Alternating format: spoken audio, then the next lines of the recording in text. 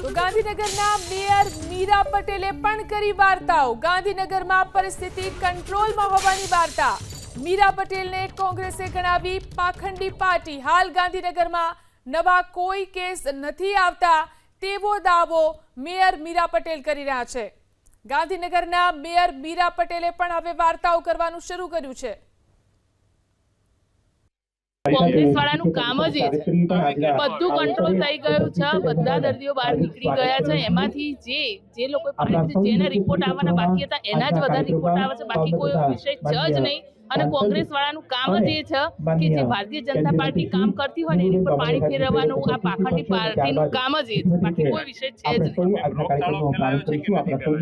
હા, ફેલાય તો કંટ્રોલ થઈ ગયો છે, નવા કોઈ કેસ આવતા નથી,